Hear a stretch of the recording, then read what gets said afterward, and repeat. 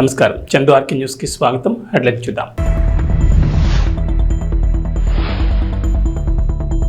AP ప్రజలకు good news. Chandranna బీమా పథకాన్ని అమలు చేసేందుకు ప్రభుత్వం సిద్ధం.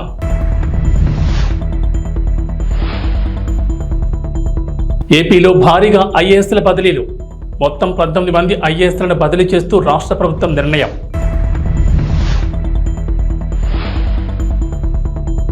బీఆర్ఎస్ కు మరో షాక్.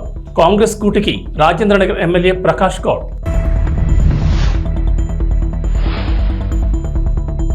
తెలంగాణలో 3 రోజుల పాటు భారీ వర్షాలు. పలు జిల్లాలకు ఎల్లో అలర్ట్ జారీ. ఆంధ్రప్రదేశ్ ప్రభుత్వం చంద్రన్న బీమా పథకాన్ని అమలు చేసేందుకు సిద్ధమైంది. ఈ మేరకు ఈ పథకానికి సంబంధించిన అర్హతలు, అవసరమైన డాక్యుమెంట్లకు సంబంధించిన సమాచారం సోషల్ మీడియాలో వైరల్ అవుతోంది. చంద్రన్న బీమా పథకం ద్వారా ప్రభుత్వం ఏపీలోని పేద, అసంఘటిత కార్మికుల కుటుంబాలకు భద్రత కల్పిస్తోంది. ఈ పథకం కింద మరణం, శాశ్వత వైకల్యంతో బాధపడుతుంటే బీమా మొత్తాన్ని లబ్ధిదారుడు కుటుంబానికి అందిస్తారు. చంద్రన్న బీమా కింద 1.5 లక్షల నుంచి 10 లక్షల వరకు బీమా కవర్ అవుతుంది. 15 రోజుల్లోపు లబ్ధిదారుల కుటుంబ సభ్యుల బ్యాంక్ ఖాతాలోకి జమ అవుతుంది. ఈ మొత్తంతో పాటుగా 10,000 తక్షణ ఆర్థిక ఉపశమనం కూడా ఏపీ ప్రభుత్వం ఇవ్వనుంది. ఈ పథకం కింద లబ్ధిదారుడు సంవత్సరానికి 15 రూపాయల ప్రీమియం చెల్లించాల్సి ఉంటుంది. ప్రభుత్వం లబ్ధిదారుడికి ఒక గుర్తింపు కార్డును అందిస్తుంది. అందులో ప్రత్యేకమైన గుర్తింపు సంఖ్య, పాలసీ సంఖ్య ఉంటుంది. క్లెయిమ్ మొత్తం ప్రత్యక్ష బ్యాంక్ బదిలీ పద్ధతి ద్వారా నేరుగా బ్యాంక్ అకౌంట్లోకి జమ చేస్తారు. లబ్ధిదారుడు ఏదైనా సమస్యను ఎదుర్కొంటుంటే వారు బీమా నమోదు, క్లెయిమ్ చెల్లింపునకు సంబంధించిన ఫిర్యాదు కోసం PDDRDAను సంప్రదించవచ్చు. ఆంధ్రప్రదేశ్ డిప్యూటీ సీఎం పవన్ కళ్యాణ్ వినూత్న నిర్ణయం తీసుకున్నారు. తనను కలిసేందుకు వచ్చేవారు బొకేలు, విగ్రహాలు, శాలువాలు తీసుకురావద్దని విజ్ఞప్తి చేశారు. వాటి బదులు ప్రజలకు ఉపయోగపడే వస్తువులు తీసుకురావాలని పవన్ కళ్యాణ్ కోరారు. తనను కలిసేందుకు వచ్చేవారు కళ్లకు ఇంపుగా కనిపించేవి, కనులకు నిండుగా కనబడేవి కాదు, 10 మంది కడుపు నింపేవి, పేదలకు ఉపయోగపడేవి తీసుకొస్తే బాగుంటుందన్నారు. ఈ పిలుపు మేరకు జనసేన పార్టీల ఎంపీలు ముందుకొచ్చారు. పవన్ కళ్యాణ్ కలవడానికి వచ్చిన సమయంలో బొకేకు బదులుగా కూరగాయల బుట్టను బహుకరించారు. ఈ వినూత్న ఆలోచనతో ముందుకొచ్చిన ఎంపీలు బాలశౌరి, ఉదయాలను పవన్ కళ్యాణ్ అభినందించారు. బొకేలు, శాలువాలకు బదులు కూరగాయలు తీసుకొస్తే అనాథాశ్రమాలకు ఉపయోగపడతాయన్నారు పవన్ కళ్యాణ్. బొకేలు, శాలువాలు కొనుగోలు చేసే డబ్బులతో అన్నా క్యాంటీన్లో కూడా సాయం చేయొచ్చని, విగ్రహాలు, శాలువాలు తీసుకురావద్దని, వాటిని ఏం చేయాలో కూడా తెలియడం లేదన్నారు. ఎంపీలు మొదలుపెట్టారు. అందరూ ఇలాగే చేయాలని కోరారు. బొకేలు, శాలువాలు బదులు కూరగాయలు మాత్రమే కాదని, వారికి తోచిన విధంగా పేదలకు ఉపయోగపడే విధంగా ఏదైనా సాయం చేయొచ్చన్నారు. శాలువాలు, బొకేలు బదులు ప్రజలు ఏదైనా సాయం చేసే ప్రయత్నం చేయాలని కోరారు. డిప్యూటీ సీఎం పవన్ కళ్యాణ్ తీసుకున్న వినూత్న నిర్ణయాలపై ప్రశంసల వర్షం కురుస్తోంది. ఆంధ్రప్రదేశ్లో మరోసారి ఐఏఎస్ అధికారుల్ని ప్రభుత్వం బదిలీ చేసింది. మొత్తం 19 మంది ఐఏఎస్లను బదిలీ చేస్తూ రాష్ట్ర ప్రభుత్వ ప్రధాన కార్యదర్శి నీరబ్ కుమార్ ప్రసాద్ ఉత్తర్వులు జారీ చేశారు. స్టాంప్స్ అండ్ రిజిస్ట్రేషన్ ప్రత్యేక సీఎస్గా ఆర్పి సిసోడియాను నియమించారు. భూ పరిపాలన చీఫ్ కమిషనర్గా జి జయలక్ష్మి, అటవీ పర్యావరణ శాస్త్ర సాంకేతిక శాఖ ప్రత్యేక సీఎస్గా జి అనంతరామ్ నియమిస్తూ ఉత్తర్వులు ఇచ్చారు. గ్రామ వార్డు సచివాలయాల శాఖ బాధ్యతల నుంచి అజయ్యను రిలీవ్ చేయగా వ్యవసాయ శాఖ డైరెక్టర్ హరికిరణ్ను ప్రభుత్వం బదిలీ చేసింది. తెలంగాణలో రాజకీయ పరిణామాలు రోజురోజుకు మరింత ఆసక్తికరంగా మారుతున్నాయి. రేవంత్ రెడ్డి మొదలుపెట్టిన ఆపరేషన్ ఆకర్ష్లో భాగంగా ఇప్పటికే ప్రతిపక్ష బీఆర్ఎస్ పార్టీకి చెందిన 7 సిట్టింగ్ ఎమ్మెల్యేలు, 6 ఎమ్మెల్సీలు కాంగ్రెస్ కండువా కప్పుకోగా ఇప్పుడు మరో ఎమ్మెల్యే షాక్ ఇచ్చారు. రాజేంద్రనగర్ ఎమ్మెల్యే ప్రకాష్ గౌడ్ కూడా కాంగ్రెస్ కూటికి చేరుకునేందుకు సిద్ధమయ్యారు. ఇప్పటికే కాంగ్రెస్ నాయకత్వంతో చర్చలు పూర్తయ్యాయని, కండువా కప్పుకోవడమే తరువాయిగా మారిందని తెలుస్తోంది. రేపు సీఎం రేవంత్ రెడ్డి సమక్షంలో ప్రకాష్ గౌడ్ కాంగ్రెస్ తీర్థం పుచ్చుకోనున్నట్లు సమాచారం. ప్రకాష్ గౌడ్తో పాటు మరో 2 మున్సిపల్ చైర్మన్లు కూడా కాంగ్రెస్ కూటికి చేరుకోనున్నారు. గత 3 నెలల క్రితమే రాజేంద్రనగర్ ఎమ్మెల్యే ప్రకాష్ గౌడ్ కూడా కాంగ్రెస్ కండువా కప్పుకునేందుకు సిద్ధమయ్యారన్న వార్తలు చక్కర్లు కొట్టాయి. కాంగ్రెస్ రాష్ట్ర నాయకత్వంతో చర్చలు కూడా పూర్తయ్యాయని, ఇక కండువా కప్పుకోవడమే తరువాయన్న సందర్భంలో బీఆర్ఎస్ పెద్దలు రంగంలోకి దిగారు. ప్రకాష్ గౌడ్తో మంతనాలు జరిపారు. బీఆర్ఎస్ పార్టీని వేడొద్దంటూ బుజ్జగింపులు జరిపారు. దీంతో ప్రకాష్ గౌడ్ మనసు మార్చుకోవడంతో చేరికకు అప్పుడు బ్రేక్ పడింది. కట్ చేస్తే ఇప్పుడు మళ్లీ బీఆర్ఎస్ నాయకత్వానికి షాక్ ఇస్తూ కాంగ్రెస్ పార్టీలో చేరేందుకు సిద్ధమయ్యారు. మొత్తానికి నాటకీయ పరిణామాల మధ్య ప్రకాష్ గౌడ్ చేరికపై క్లారిటీ వచ్చింది. హైదరాబాద్ నగరవాసులకు ట్రాఫిక్ కష్టాల నుంచి ఉపశమనం కలగనుంది. భాగ్యనగరంలో మెట్రో రైల్ 2వ దశ విస్తరణలో భాగంగా ఎల్బీ నగర్ నుంచి హయత్ నగర్ వరకు దాదాపు 7 కిలోమీటర్ల మేర నిర్మాణం చేపట్టనున్నారు. ఈ మార్గంలో మొత్తం 6 స్టేషన్లు రాబోతున్నాయి. సగటున కిలోమీటర్కు అటు ఇటుగా ఒక స్టేషన్ ప్రతిపాదించారు. విజయవాడ జాతీయ రహదారి కావడం, కొన్ని ప్రాంతాల్లో ఫ్లైఓవర్ల నిర్మాణం జరుగుతున్న నేపథ్యంలో మెట్రో స్టేషన్లు ఏర్పాటు చేసే ప్రాంతాలపై జాగ్రత్తలు తీసుకుంటున్నారు. రహదారికి 2 వైపుల నుంచి మెట్రో స్టేషన్కి ఎటువంటి ఇబ్బంది లేకుండా చేరుకోవడానికి వీలుగా వాటి స్థానాలను సర్దుబాటు చేస్తున్నారు. ఈ మేరకు నేషనల్ హైవేస్ అథారిటీతో కలిసి సమగ్ర ప్రాజెక్టు నివేదిక రూపకల్పనకు మెట్రో రైల్ అధికారులు తుది రూపించారు. 2వ దశ విస్తరణలో వేర్వేరు మార్గాల్లో 70 కిలోమీటర్ల మెట్రో రైల్ మార్గాల నిర్మాణాన్ని ప్రతిపాదించారు. ఇందుకు సంబంధించిన డిపిఆర్ పనులు ప్రస్తుతం జరుగుతున్నాయి. ఇందులో మియాపూర్ నుంచి ఎల్బీ నగర్ వరకు ఉన్న కారిడార్ 1కు పొడిగింపైన ఎల్బీ నగర్ హయత్ నగర్ మార్గం ఒకటి, ఈ మార్గంలో చింతలకుంట వద్ద ఒక స్టేషన్ ఏర్పాటు చేయనున్నారు. ఎల్బీ నగర్ నుంచి చింతలకుంట వరకు మధ్యలో మెట్రో రైల్ మార్గం ఉంటుంది. మిగతా 5 స్టేషన్లు ఎక్కడెక్కడ అనేది త్వరలోనే స్పష్టత రానుంది. హైదరాబాద్ నగరంలో మరోసారి పోలీసు కాల్పుల కలకలం చోటు చేసుకుంది. నాంపల్లి రైల్వే స్టేషన్ వద్ద అనుమానాస్పదంగా తిరుగుతున్న 2 వ్యక్తులను గుర్తించిన పోలీసులు వారిని ప్రశ్నించారు. ఈ సమయంలో వారిలో ఓ వ్యక్తి తన వద్ద గొడ్డలతో పోలీసులపై దాడికి యత్నించగా మరొకరు రాళ్లతో దాడి చేశారు. దీంతో అప్రమత్తమైన పోలీసులు వారి నుంచి తప్పించుకునే ప్రయత్నంలో కాల్పులు జరిపారు. వీరిని దోపిడీ దొంగల ముఠాగా పోలీసులు భావిస్తున్నారు. దొంగలు తమపై దాడికి ప్రయత్నించడంతో పోలీస్ డెకాయ్ టీం కాల్పులు జరిపింది. పోలీస్ కాల్పుల్లో 2కి తీవ్ర గాయాలు కాగా వారిని చికిత్స కోసం ఆసుపత్రికి తరలించారు. గాయపడిన వారిని ఉత్తరప్రదేశ్ చెందిన అనీస్ రాజ్గా గుర్తించారు. వీరితో పాటు గ్యాంగ్ చెందిన మరో 2 వ్యక్తులు ఉన్నట్లు పోలీసులు అనుమానిస్తున్నారు. కాల్పులు జరపడంతో వారు పరారయ్యారని పోలీసులు పేర్కొన్నారు. కాల్పుల్లో గాయపడ్డ వారిని దోపిడీ దొంగలుగా అనుమానిస్తున్నారు పోలీసులు. ఈ ఘటనపై కేసు నమోదు చేసిన పోలీసులు దర్యాప్తు చేపట్టారు. మాంగర్ బస్తీకి చెందిన దొంగల ముఠాగా పోలీసులు గుర్తించారు. ఫుట్పాత్పై కూర్చొని ఉన్న 4గురిని పోలీసులు ప్రశ్నించడంతో దాడికి ప్రయత్నించారు. మోపిదేవి మండల పరిధిలోని కొత్తపాలెం గ్రామంలో కరకట్టను ఆనుకుని కొలువుదీరిన శ్రీ దుర్గా కోటేశ్వర స్వామి వారి ఆలయంలో లక్ష కుంకుమార్చన దీపోత్సవం కార్యక్రమాలను వీనులు విందుగా నిర్వహించారు. వారాహి నవరాత్రి మహోత్సవాన్ని పురస్కరించుకుని గురువారం ఉదయం ఆలయ అర్చకులు జయంతి విద్యాసాగర్ శర్మ బ్రహ్మత్వంలో లక్ష కుంకుమార్చన నిర్వహించారు. మహిళా భక్తులు పెద్ద సంఖ్యలో పాల్గొని భక్తి శ్రద్ధలతో కుంకుమ పూజలు చేశారు. అమ్మవారి చాముండేశ్వరి దేవిగా భక్తులకు దర్శనమిచ్చారు. గురువారం సాయంత్రం నిర్వహించిన దీపోత్సవం కార్యక్రమంలో తొలుత మహిళలు కుంకుమార్చన పూజలు నిర్వహించి దీపారాధన చేశారు. గ్రామం నుంచే కాకుండా అవనిగడ్డ, చల్లపల్లి పరిసర ప్రాంతాల నుంచి మహిళా భక్తులు పెద్ద సంఖ్యలో తరలివచ్చి ఆలయంలో నిర్వహిస్తున్న వారాహి అమ్మవారి నవరాత్రి ఉత్సవాల్లో భక్తి శ్రద్ధలతో పాల్గొంటున్నారు. 14వ తేదీ ఆదివారం సాయంత్రంతో మహోత్సవాలు ముగుస్తాయని అర్చకులు విద్యాసాగర్ శర్మ తెలిపారు.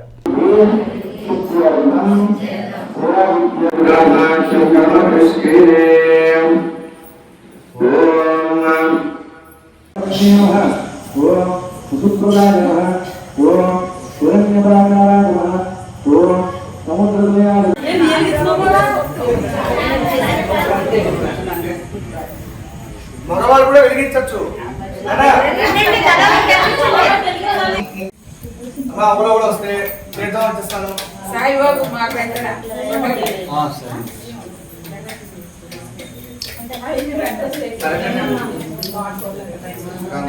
అనుగ్రహ ప్రసాద సిద్ధి ద్వారా మమ మనస్సంకల్ప సిద్ధ్యర్థం మమ సంపూర్ణ ఉపచార పూజ సహిత సంపూర్ణ లక్ష కుంకుమార్చనం మమ ఉన్నత స్థానే సకల ప్రాతకాల శుభదినే శుభ సమయే మంత్రాలయంలో జనసేన పార్టీ 4 మండల నాయకులతో కార్యకర్తలతో సమావేశం జరిగింది. ఈ సందర్భంగా జనసేన నాయకులు కొన్ని విమర్శలు చేశారు. వాటికి నాయకులు కార్యకర్తలు స్పందించి వివరణ ఇచ్చారు.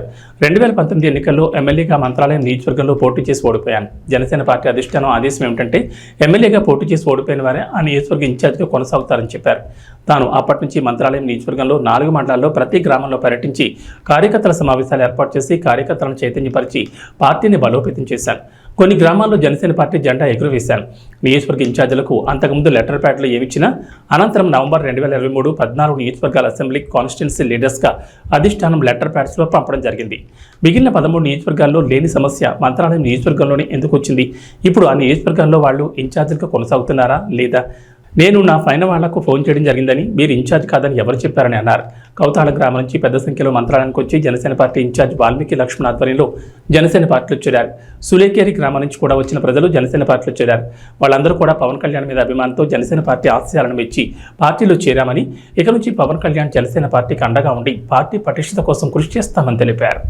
లీడర్లు అయితేనేమి చాలా మంది కూడా చాలా కృషి చేశారు. గెలుపునకు చాలా వాళ్ళ శక్తివంతం లేకుండా కృషి చేశారు. ఇకపోతే ముఖ్యమైన క్లారిటీ ఇవ్వదలుచుకున్నాను. ఎవరైనా మా కార్యకర్తలు కూడా చాలా మంది కూడా నాయకులు చెప్పిన దానికి మా కార్యకర్తలే జవాబు ఇవ్వడం జరిగింది.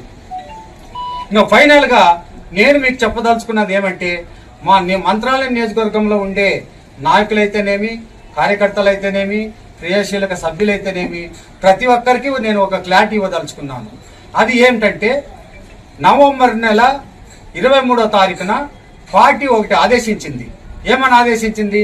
14 నియోజకవర్గాల కాన్స్టిట్యున్సీ లీడర్స్ అనేది ఒకటి మాకు లెటర్ ప్యాడ్లో ఇంటికి రావడం జరిగింది. అది మేము దాని ప్రకారంగా మేము నడుచుకుంటున్నాము. కాబట్టి నా ఒక్కడే కాదు, ఇక్కడ మంత్రాల నియోజకవర్గం ఒకటే కాదు, 14 నియోజకవర్గాల్లో ఇప్పుడు దీంట్లో పేపర్లో ఎవరైతే ఉన్నారో వాళ్ళే ఇన్ఛార్జీలుగా కొనసాగుతున్నారు. ఈ 13 నియోజకవర్గాల్లో లేని సమస్య మంత్రాలయంలో ఎందుకు వచ్చింది? కాబట్టి నేను ఒక క్లారిటీ ఇవ్వదలుచుకున్నాను. అది మేము 14 నియోజకవర్గాల్లో మేము ఇన్ఛార్జీలుగా కొనసాగుతున్నాము. మేము కాన్స్టిట్యూన్సీ లీడర్స్ అని దాంట్లో చెప్పిన ఇన్ఛార్జ్ అనే దాని అర్థము. కాబట్టి మేము ఆ ఇన్ఛార్జి 23వ తారీఖున మాకు లెటర్ ప్యాడ్లో కాన్స్టిట్యూన్సీ లీడర్ ఇచ్చింది. దీనికి ఒక టైము కానీ ఒక లిమిట్ కానీ లేదు. మరి ఇది కంటిన్యూషన్ ఉంటుంది దీనికి. ఎందుకంటే ఇది ఫైనల్ లెటర్ అందరికి 14 నియోజకవర్గాల వాళ్ళకి కూడా ఇది ఇంతకుముందు ఏమి ఇచ్చినా కూడా మాఫీ. ఇది మాత్రం జనసేన పార్టీ నుంచి పార్టీ ఆదేశం ప్రకారంగా వచ్చిన లెటర్ ఇది. దీన్ని మీకు చూపిస్తున్నా, దీన్ని మీకు పత్రికా విలేకరుల ద్వారా ఈ టీవీ ఛానల్స్ ద్వారా మీ అందరి దృష్టికి తీసుకొస్తున్నా. ఇకపోతే మన అందరూ కూడా నిన్న కొంతమంది ఏదో విమర్శించినా కూడా అది నేను పట్టించుకోవడం లేదు. కాకపోతే కొంతమంది నాయకులు వాళ్ళకి దేనివల్లనూ ఒకవేళ అసంతృప్తి ఉండొచ్చు. నేను అందరూ కూర్చొని మాట్లాడుకొని ఆ ప్రాబ్లమ్స్ రావడం జరిగింది. కానీ వాళ్ళు కవతాళం మండలంలో ప్రతి ఒక్క నాయకుడు కూడా మనకు అందుబాటులో ఉండి ఇప్పటి నుంచి మనకు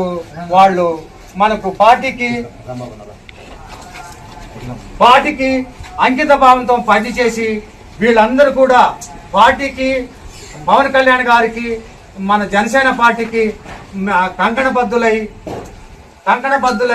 వీళ్ళందరూ కూడా తప్పకుండా పార్టీ నుంచి చాలా మంది రావడం జరిగింది.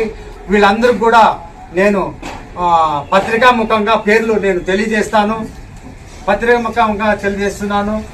నేను మీ అందరికి కూడా ఒకే చెప్పదలుచుకున్నాను. ఇప్పుడు చేరిన వాళ్ళకి కూడా చాలా మంది వచ్చారు.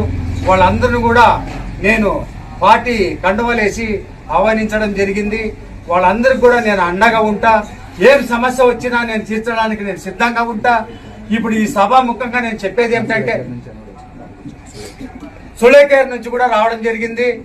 సులేకేర్ నుంచి రండి. సులేకేర్ నుంచి కూడా రావడం జరిగింది.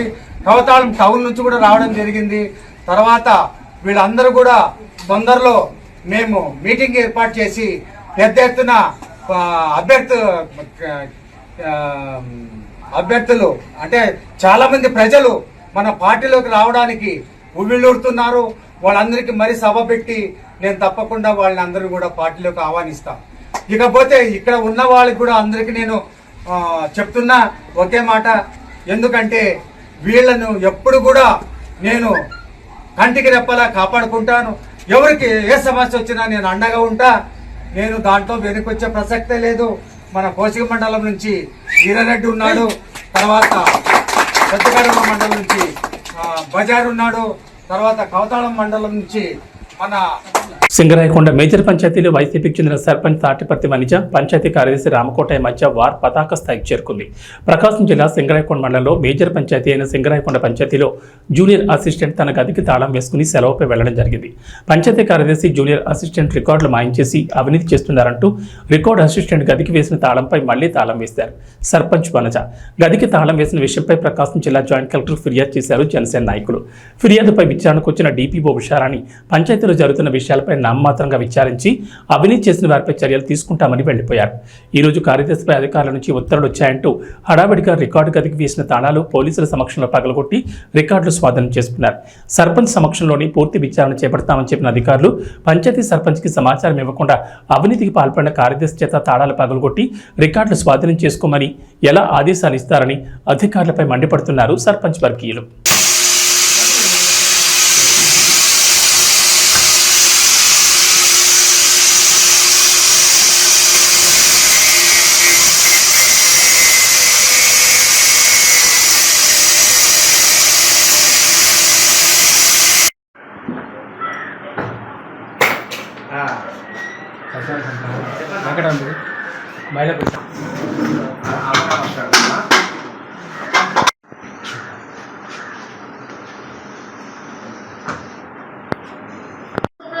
మీరు ఆఫీసర్ అండి, మీరు అక్కడ కూర్చోవాలి. మీరు అక్కడ కూర్చొని రాసుకోమని చెప్పండి.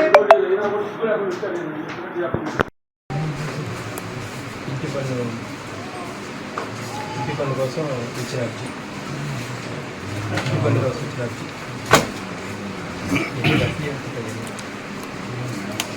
BLR files 2019, BLR file 2019.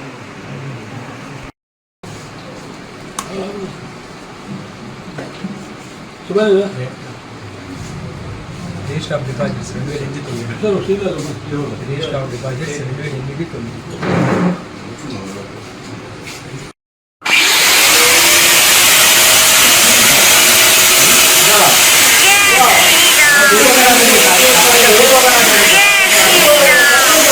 శంకరాగడ panchayat కార్యదర్శిగా 4 నెలల నుంచి చేస్తున్నాను. 3 నెలల నుంచి గుమస్తా సిహెచ్ విజయకృష్ణ ఆఫీస్కి గైరాజరడం వలన జిల్లా పంచాయతీ అధికారి తాళాలు పగలగొట్టుకుని ఆర్డర్ ఇచ్చున్నారు. పోయిన నెల జూన్ 20 తారీఖు ఇచ్చారు. కొన్ని అనివార్య కార్యక్రమంలో తాళాలు ఓపెన్ చేయలేకపోయాము. ఈరోజు మళ్ళీ జూలై 11వ తారీఖు 24 hours లోపు తీయమని చెప్పి మళ్ళీ ఆర్డర్ ఇచ్చున్నారు. అందుకని గెజిట్ ఆఫీసర్లు పంచనామాకు అనుకూలంగా దానికి సంబంధించిన ఆఫీసర్లు అందరి సమక్షంలో తాళాలు పాల్గొట్టడం అయిందండి.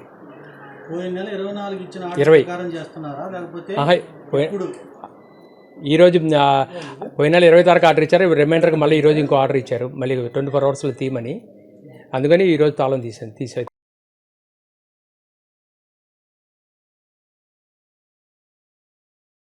ముఖ్యమంత్రి నారా చంద్రబాబు నాయుడు, డిప్యూటీ సీఎం పవన్ కళ్యాణ్ల సారథ్యంలో పౌర సరఫరాల శాఖను రాష్ట్ర మంత్రి నాదెండ్ల మనోహర్ సమగ్ర ప్రక్షాళన చేపట్టారని అవనిగడ్డ ఎమ్మెల్యే మండలి బుద్ధప్రసాద్ అన్నారు. రాష్ట్ర ముఖ్యమంత్రి నారా చంద్రబాబు నాయుడు, రాష్ట్ర ఉప ముఖ్యమంత్రి కొణిదెల పవన్ కళ్యాణ్ నేతృత్వంలో రాష్ట్ర ప్రభుత్వ సహకారంతో రాష్ట్ర వినియోగదారుల వ్యవహారాలు, ఆహార, పౌర సరఫరాల శాఖ మంత్రి నాదెండ్ల మనోహర్ ఆదేశాల మేరకు రాష్ట్ర వ్యాప్తంగా చేపట్టిన సబ్సిడీపై బియ్యం, కందిపప్పు విక్రయాల కేంద్రాన్ని అవనిగడ్డ ఎమ్మెల్యే మండలి బుద్ధప్రసాద్ గురువారం చల్లపల్లి రైతు బజార్లో ప్రారంభించారు. ఈ సందర్భంగా బుద్ధప్రసాద్ మాట్లాడుతూ గత ప్రభుత్వంలో సన్నబియ్యం ఇస్తామన్న మంత్రులు ఏ విధంగా మాట్లాడారో రాష్ట్ర ప్రజలు గమనించారన్నారు. రేషన్ డోర్ డెలివరీ పేరుతో ఏర్పాటు చేసిన వాహనాల ద్వారానే పలుచోట్ల రేషన్ బియ్యం అక్రమ మార్గంలో తరలించిన ఉదంతాలు అనేకం వెలుగు చూశాయన్నారు. తూకంలో మోసాలతో రేషన్ బియ్యం దోపిడీ విపరీతంగా జరిగిందన్నారు. ఇలాంటి వ్యవహారాలన్నీ అరికట్టి ప్రజా పంపిణీ వ్యవస్థను క్రమబద్ధీకరించడంతో పాటు నిత్యావసర సరుకుల ధరలు నియంత్రించేందుకు నాదెండ్ల మనోహర్ కృషి చేస్తున్నారన్నారు. అవనిగడ్డ నియోజకవర్గంలో ఎలాంటి అక్రమ రవాణా ప్రోత్సహించేది లేదన్నారు. ఈ ప్రభుత్వం అక్రమాలను సహించదని అధికారులు గుర్తించాలన్నారు. అవనిగడ్డ నియోజకవర్గంలో ఎట్టి పరిస్థితుల్లోనూ పరిపాలన పారదర్శకంగా ఉండి తీరాలని స్పష్టం చేశారు. చట్టబద్ధమైన పరిపాలన జరగాలని సూచించారు. అవనిగడ్డ నియోజకవర్గం నుంచి ఎలాంటి అక్రమ రవాణా జరుగుతున్నా అధికారులు అరికట్టాలని ఆదేశించారు. రైతు బజార్లలో ఏర్పాటు చేసిన సబ్సిడీపై బియ్యం, కందిపప్పు విక్రయ కేంద్రాన్ని ప్రజలు సద్వినియోగం చేసుకోవాలని బుద్ధప్రసాద్ సూచించారు.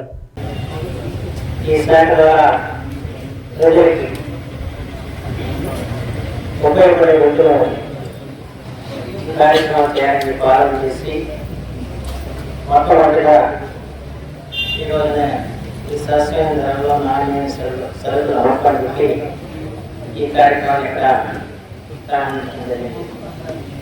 ప్రస్తుతం ఈ కార్యక్రమం రైతు బజార్ ఉన్న చోట మాత్రమే దీన్ని ప్రారంభించుకున్నాం. అవనిగడ్డ జిల్లాలో ఉన్న ఒక రైతు బజార్ కంటే ఇక్కడ మన కార్యక్రమాలు ప్రారంభించుకోవడం జరిగింది. దీనికి రైస్ మినిస్టర్ స్పెషల్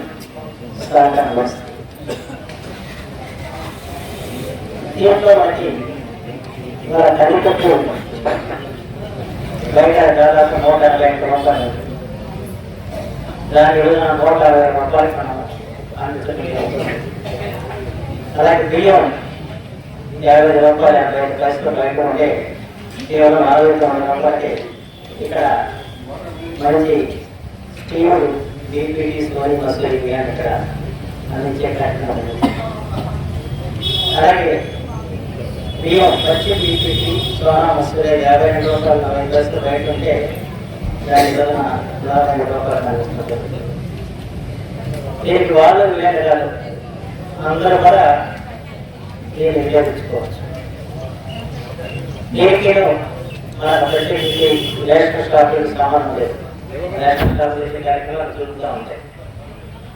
కానీ ప్రజలందరూ కూడా ఈ ధర పెరిగిపోయి ఇబ్బంది పడుతున్న సమయంలో కొంతైనా ఉత్సాహం కలిగించాలని ఆలోచనతో ఈ కార్యక్రమం ప్రారంభించడం జరిగింది.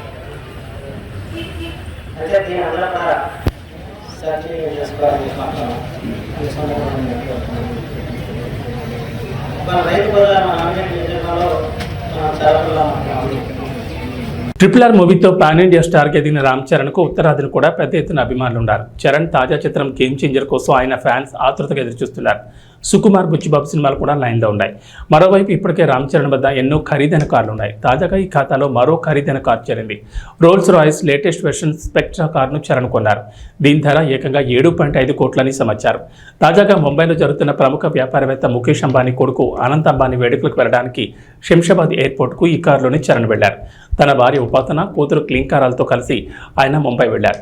ఎయిర్పోర్ట్కు కారును చరణ్ స్వయంగా డ్రైవ్ చేసుకుంటూ వచ్చారు. మరోవైపు హైదరాబాద్ సిటీలో ఈ కారు ఫస్ట్ కస్టమర్ చరణ్ కావడం గమనార్హం.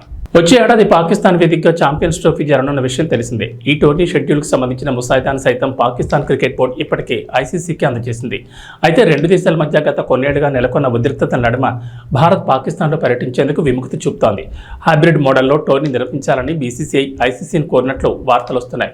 ఈ వివాదం కొనసాగుతుండగానే పాకిస్తాన్ మాజీ ఆల్రౌండర్ షాహిద్ అఫ్రిది విరాట్ కోహ్లీని ఉద్దేశించి ఆసక్తికర వ్యాఖ్యలు చేశారు. ఇరు దేశాల మధ్య ఉద్రిక్తతలను పక్కన పెట్టి విరాట్ కోహ్లీ ఒకసారి పాకిస్తాన్లో పర్యటించాలని అఫ్రిది కోరాడు. భారత స్టార్ ప్లేయర్ విరాట్ ఒక్కసారి పాకిస్తాన్ గడ్డపై అడుగుపెడితే ఇక్కడి అభిమానుల నుంచి లభించే ప్రేమాభిమానులకు ముగ్ధులవుతాడని చెప్పుకొచ్చాడు. ఛాంపియన్స్ ట్రోఫీ కోసం భారత్ జట్టు పాకిస్తాన్లో పర్యటించడాన్ని నేను స్వాగతిస్తున్నా. మేము గతంలో భారత్లో పర్యటించినప్పుడు మాకు గొప్ప గౌరవం, ప్రేమ లభించాయి. భారత్ చివరిసారిగా 2005లో పాకిస్తాన్లో పర్యటించినప్పుడు కూడా ఇదే జరిగింది. భారత్ పాకిస్తాన్ దేశాల్లో ఆయా జట్ల పర్యటనలను రాజకీయాలకు దూరంగా ఉంచాలి.